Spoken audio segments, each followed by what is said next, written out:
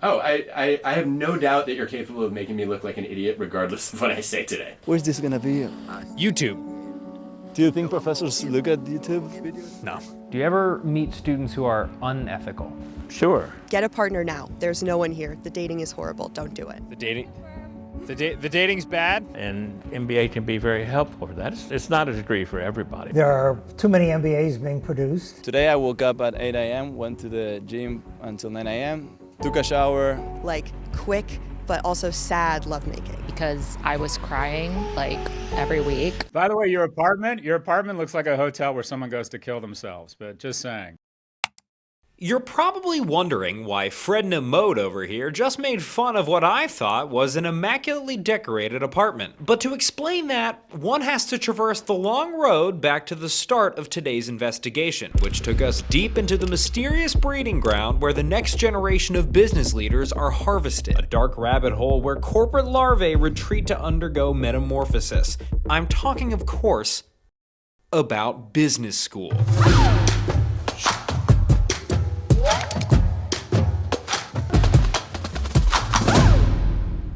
The Master's in Business Administration, or MBA, has been the most popular graduate degree in America since 2010. Roughly 250,000 people are enrolled in MBA programs worldwide, with over 150,000 here in the US. However, only a tiny fraction of those students are enrolled in so-called top-tier MBA programs, stemming from universities like Harvard, Northwestern, Duke, and other stickers on the back of the Jeep Grand Cherokee that just cut you off. And yet, despite these programs' prestige, some critics wonder if the degree is too expensive, too exclusive, or just plain overrated. So what's up with business school? I spoke to students, experts, and exactly 2 bald men to investigate as thoroughly as I could. Our investigation began at the Darden School of Business in Charlottesville, Virginia, where I spoke with students to try to better understand life inside an MBA program. MBAs, what do we think of them? Interesting bunch. How'd you end up here? I was having a good time at my old job, but decided that I wanted to do something different. And business school seemed like the best and most expensive way to do it. Why get an MBA? I think it helps you understand all of the facets of running a business, see multiple people's perspectives, like accounting or legal or marketing. And why is it necessary to know marketing's perspective? They're stupid. Has it ever happened where you hadn't done the reading and you were called on? No. Do you read the cases every time? I do not. The average Darden student, I think there are 2 kinds. You know, like people who went to prep school and who feel like they've always been the cool kids, but are really not the cool kids. You have that as like the average students. And then the other end is people who are actually cool kids, but don't think they're cool kids. Maybe if there was a prep kid standing right next to you, you would say, no, I actually think he's very cool. I would be frank to say no. Okay. What's more useful to know for a life in business, ethics or golfing? Oh, that's like a really hard question, actually. Probably golfing. Today I woke up at 8 a.m., went to the gym until 9 a.m., took a shower, grabbed coffee at Darden, went to class. It started 10. I was late as usual, 10:10.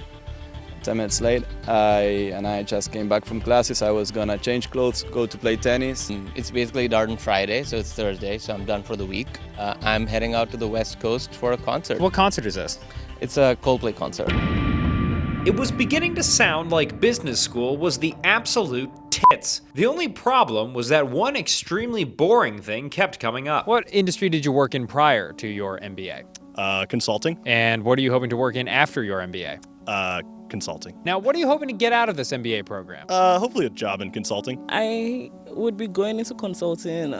What clubs are you a part of? One is a consulting club, and the second one is a community consultants of Darden. So I'm going into consulting, but specifically for nonprofits and philanthropists. What industry did you work in prior to Darden? I was doing consulting before. Got it. And are you hoping to enter consulting after the MBA program? Yeah, different type of consulting. I used to do financial services consulting, and now I will do strategy consulting. Mark, what did you do before business school? I was a consultant. And what do you hope to do after business school? Definitely not consulting. Finally, some diversity. Thanks, Mark. But I had to know, what was it about business school that prepared these people for a world in consulting? What were some of the skills that you learned during your time here at Darden that you think are going to be applicable to this new job in consulting? Being able to say something that sounds like you know what you're doing when maybe you don't. Part of this is learning how to give an answer, even if you know a quarter of the answer. We'll never give a definitive answer because then you'll be held accountable for it. Trying to convince the client whatever you're saying is the right thing to do. Indeed, consulting and other big buck industries like tech and finance are often what these MB baddies are aiming for. But the reality of tossing back Sauv Blanc at a Deloitte networking event is often less glamorous than one might think. What was the recruiting process like for consulting? We've heard that it's very fun.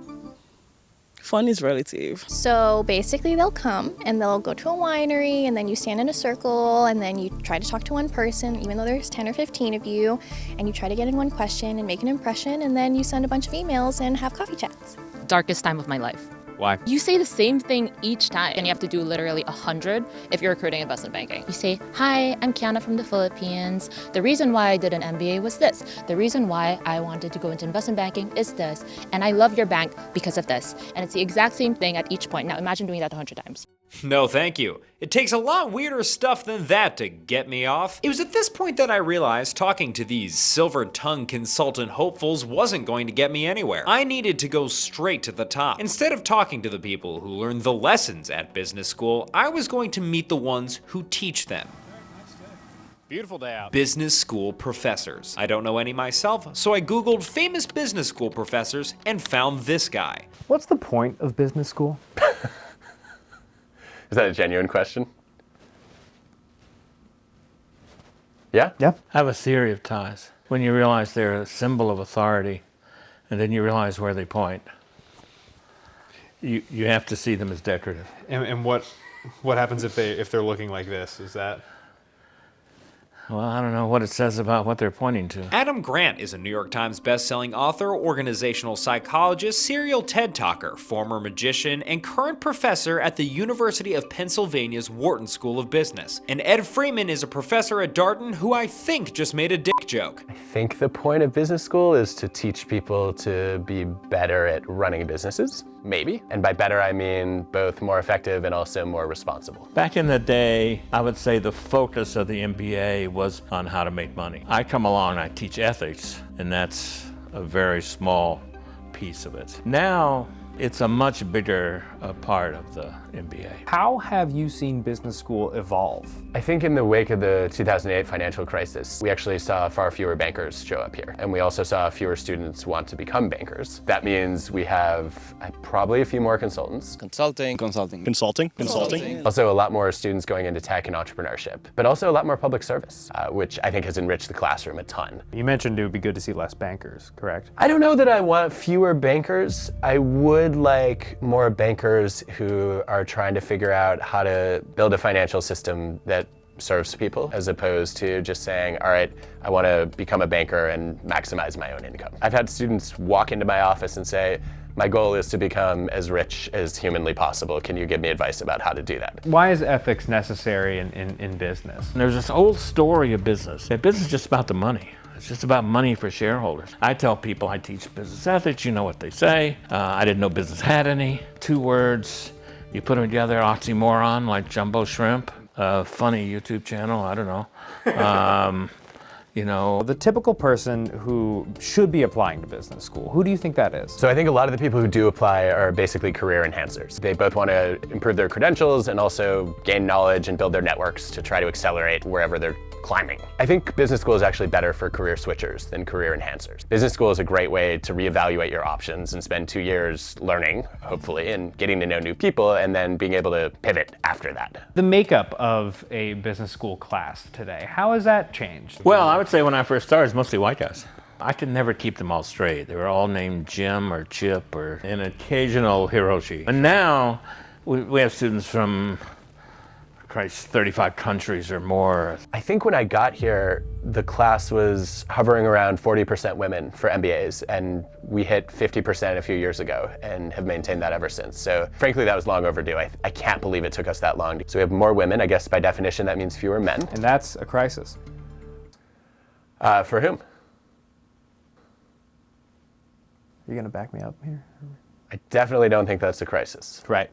That's what I meant. After chopping it up with the boys, I was feeling optimistic about the state of business school. But over the course of our investigation, reports were beginning to pile up, indicating that the momentum of top MBA programs might be coming to a halt. Jeff Pfeffer, a professor at Stanford's Graduate School of Business, foresaw something like this slowdown over 20 years ago when he and Christina Fong published their article, The End of Business Schools. So we decided to fuck up some commas on Morning Brew's travel budget and meet Jeff at his house near Stanford University in California. Well, the state of business education is problematic. There are too many MBAs being produced. If you were a university and you looked around 20 or 30 or 40 years ago and saw the growth of MBA education and saw the MBA tuition is higher than the university tuition, you would say, this is a booming business. I can make a lot of money. And so you'd start business schools. And so there was a proliferation of the start of business schools.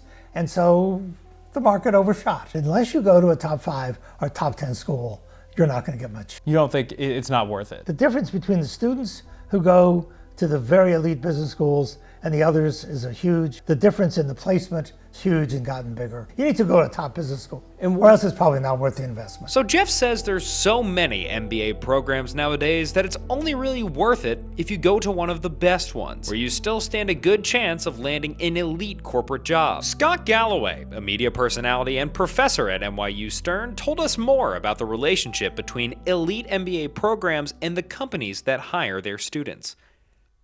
Also, I'm realizing he looks like an exact combination of two other men from this very video. By the way, your apartment looks like a hotel where someone goes to kill themselves, but just saying.